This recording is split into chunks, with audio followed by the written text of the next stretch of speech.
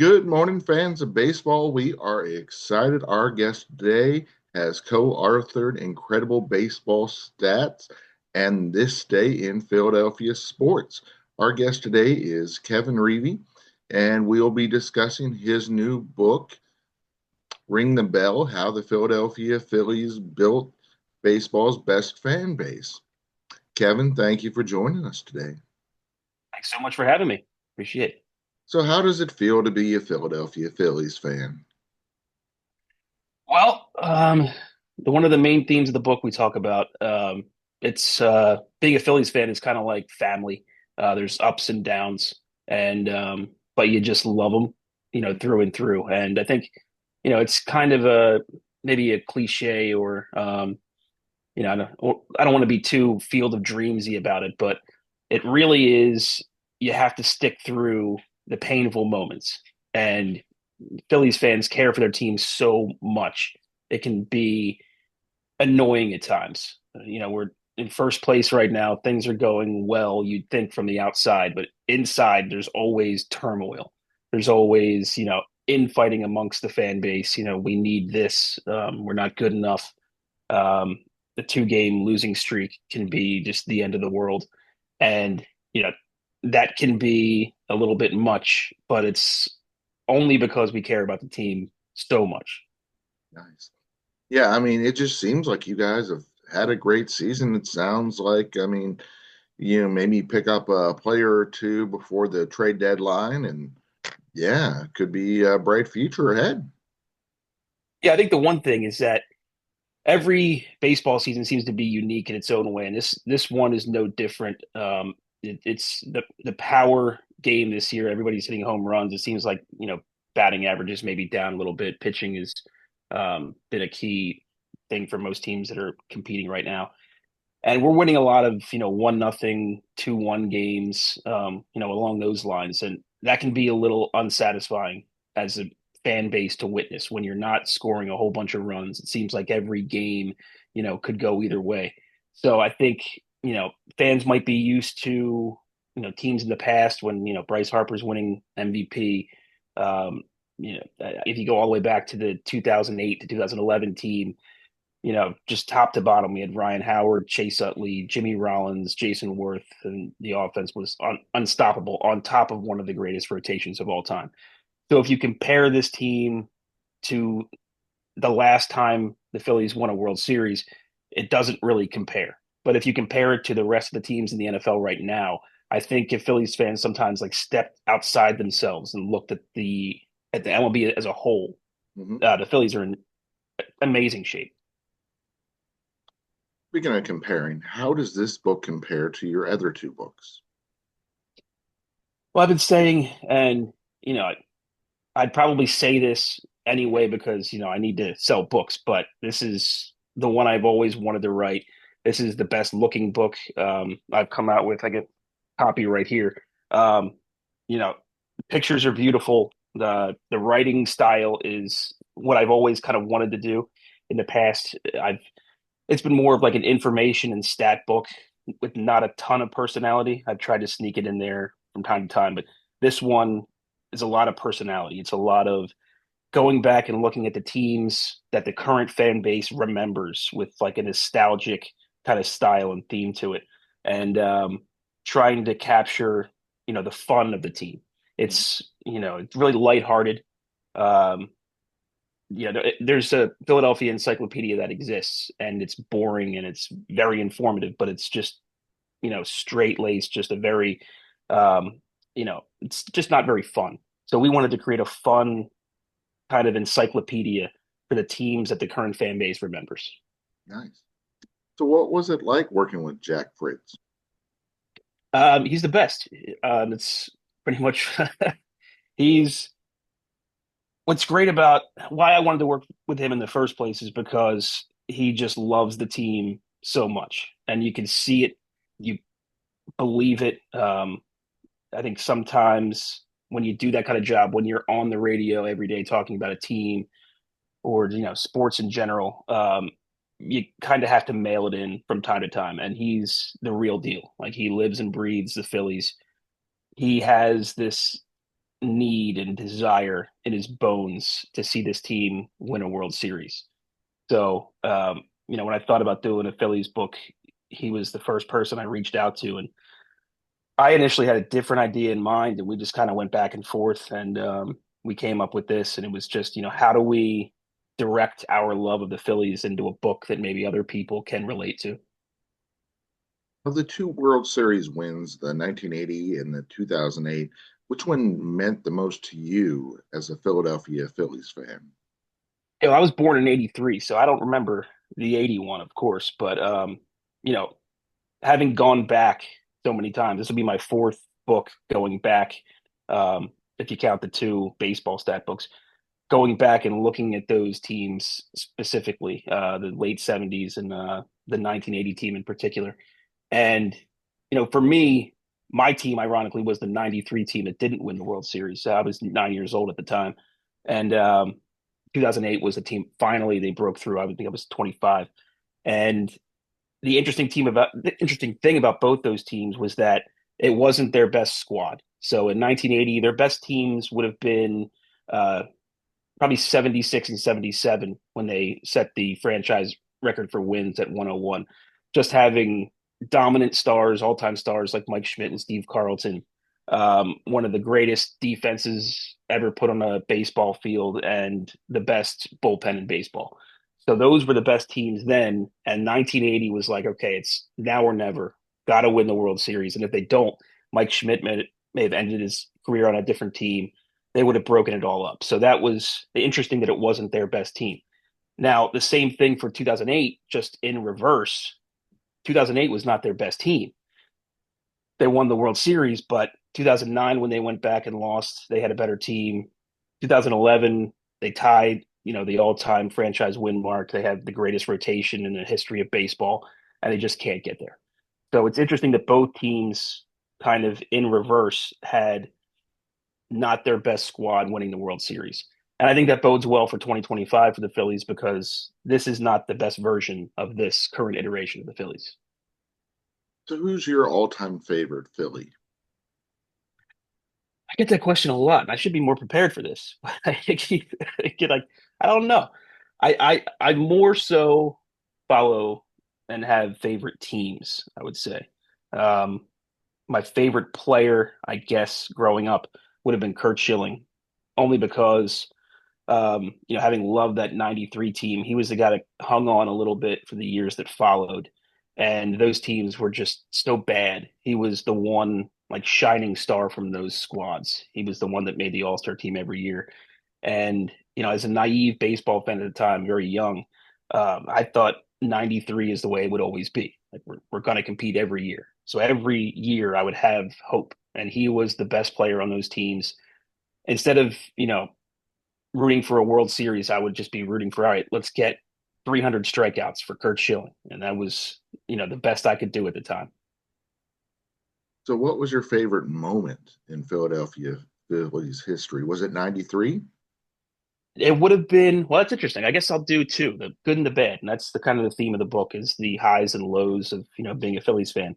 In '93, and I was 10 years old by this time in October. I remember exactly where I was when Joe Carter hit the home run to, walk off the World Series in Game 6. I was on the couch. They brought in Mitch Williams, and I knew enough at that point in time, being a new Phillies fan, I was like, oh no, Mitch Williams is coming in. This is bad news. So I was hugging my mom and I was very nervous. And when he hit the home run, I just cried. And my mom was consoling me, and it was a tough moment. But then fast forward 15 years later, I guess, to 2008. I was at the game, when they locked it up, Game 5 of the World Series in 2008. I was there to witness Brad Lidge strikeout. His name's not coming to me at this point in time, but he got that strikeout, and you see him, fall to his knees and celebrate. And it was that moment, like, oh my gosh, like this is insane. Because for me, I was born 2 weeks after the 76ers won the championship in 1983. So it wasn't just the Phillies, but my entire life to that point had been failure. So I'm 25 years old, and I had never experienced any professional team that I rooted for win a championship. It just seemed impossible. I remember thinking like, my gosh, you need to keep winning every big game. It doesn't seem possible. So to have them do that and to see that for the first time and be there and witness it live was just totally surreal. So why are the Philadelphia Phillies such fervent fans in baseball? I think what we talk about, and we start the book in 1964. We don't go all the way back to like the 1800s because we wanted to connect with the fans that are still alive and still engaging with the team today. So um, the interesting thing, like the reason again why we started with 1964, and it was a fun place to start, was that they had blown such a massive lead that year, and it was one of the absolute just heart wrenching seasons in Philadelphia history. But before then, it was a fun team. It was the reason why a lot of Phillies fans are Phillies fans to this day because it was a great team, and it ended in heartbreaking fashion. But that's kind of the story of being a Philadelphia Phillies fan. They do enough to keep you hanging on. And once you're connected, you're in. They kind of hold on to you, and it's kind of like a family. There's going to be ups and downs, but luckily, there hasn't been enough downtime where it's kind of we've disengaged from the team. So I think what you want to avoid is apathy, and I think the good and the bad side of apathy can be maybe like the Braves Mhm. and the Pirates. The Braves, they win a lot. They don't win a lot of championships, and I think their fan base at times can be a little complacent and just going with the flow. And then Pirates fans, it's just that idea that they're never going to compete. It's a beautiful stadium. We can go to games sometimes, in the summertime and have a good time, and it's something to do. But they don't entirely engage with the team or the idea that they're going to win. So what the Phillies do is they don't always win championships, but they're trying, and fans, they're not interested in playing a game where like, okay, we're the ownership's not going to pay. Um, they're just going to expect fans to show up. They're not going to do that. Fans will stop showing up. They'll wait until they know that there's an investment on both sides. Makes sense. So you kind of answered my last question or my next question with with that answer. But why does Citibank Park feel like an Olive Garden? Like an Olive Garden. Do people say that?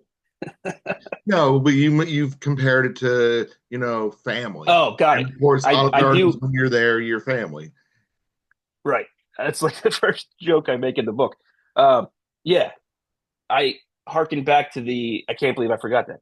I harken back to the old Olive Garden commercials. When you're here, your family, and yeah, like the funny part about that is, obviously I'm joking around um, when it comes to, Olive Garden, and people make jokes, about it being fake Italian and all that. But the idea, it is kind of a slogan that Citizens Bank Park could have, or the Phillies could have and steal and say, when you're here, your family. When you're a Phillies fan, your family. It's a different kind of feeling. Like there's not a whole lot of halfway Phillies fans.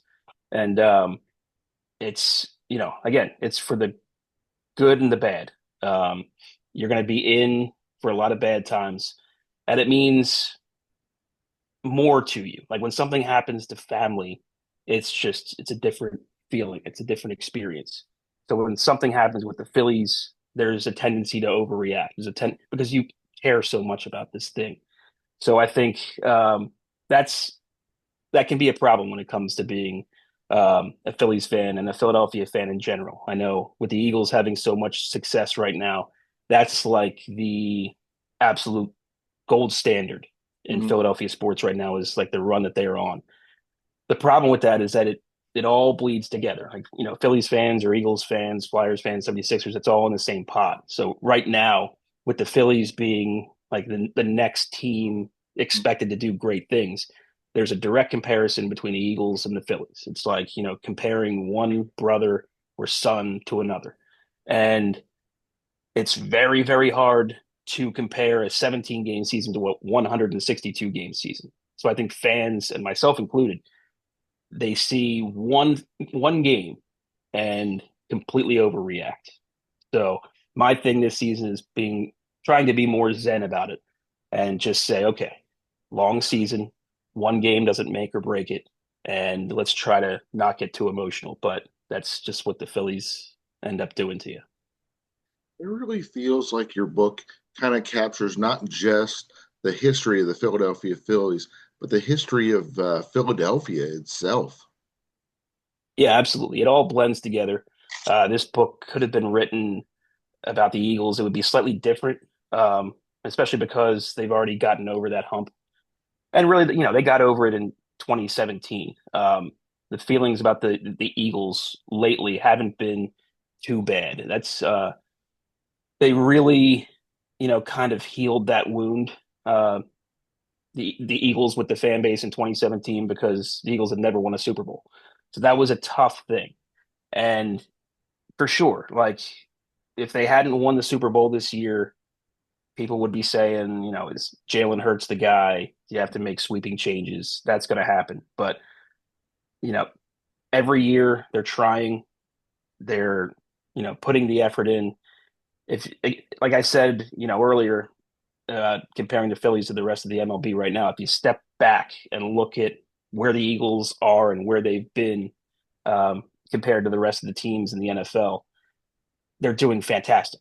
Like, yeah, I can't imagine what it must feel like to be a Cleveland Browns fan or to be a Bears fan and never have a QB. And the Eagles just seem to accidentally fall upon these guys like Jalen Hurts drafted in the second round, or Nick Foles who comes back and wins a Super Bowl. So yeah, it's a very interesting thing being a Philadelphia sports fan. You're almost not allowed to root for just one team. It's just it all gets thrown into the same pot.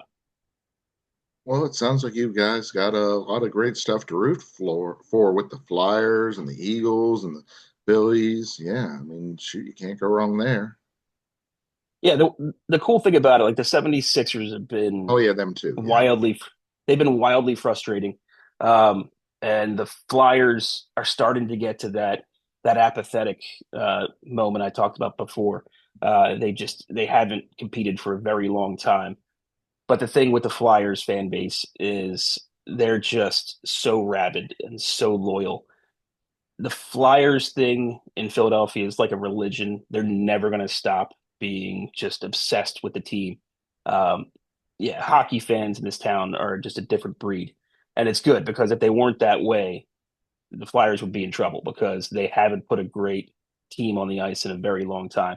But it just goes to this show, like when you're a Philadelphia sports fan, it's you're part of this group that is just undying and very loyal. And it's very lucky for the city that the Eagles and the Phillies have kind of opposite year schedules, and right now they're both playing so well. It's great to be a Philadelphia sports fan because you got to go through the Eagles season, which was great, and they win the Super Bowl. And right now the Phillies are rolling. And if the fans can just relax a little bit. I'm one of those guys. Like I very much obsessed. I joke with my wife all the time. They'll lose two games and I say they're never going to win another one. We're done. This is it. And then they go on a 5 or 6 game winning streak and it's like, okay, remember, keep this all in perspective. Everything's good. Everything's going to be fine. Exactly. Yeah, I was going to say, I mean, like you were saying there, perspective is a huge thing with baseball because compared to, you were saying it before, compared to the other sports, I mean, there's so many games that, if you lose a couple, it's not the end of the world. Oh, for sure. And yeah, listen, the comedian Adam Carolla, I listen to him a lot, and he hates baseball for the most part, but he jokes around. He says he'll make fun of baseball fans who, they'll be talking games with him and say, "Yeah, this is a very critical game 38. It's a 162 game season. There's early on, especially, there's very few critical games." And even now, we're over halfway through the season, and I'm hearing fans all the time saying, "All right, we still got that 1.5 game lead on the Mets." You don't know how it's going to play out. This time last year, the Mets were an afterthought. So you don't know if the Marlins are going to creep up. They won a few games in a row. If the Braves are going to come back. I never look at the standings at this point in time. I want to keep the Phillies at a certain standard. I look at where they're at, and I want to make sure they don't dip too far below. But I personally, as a fan, couldn't care less where the Phillies are um, in position with other teams. I don't care how many games up they are. Just want to keep them at a certain level, trying to win more games than you lose, and that's it. But over 162 game season, very difficult to care about the standings until maybe the final 20 to 30 games.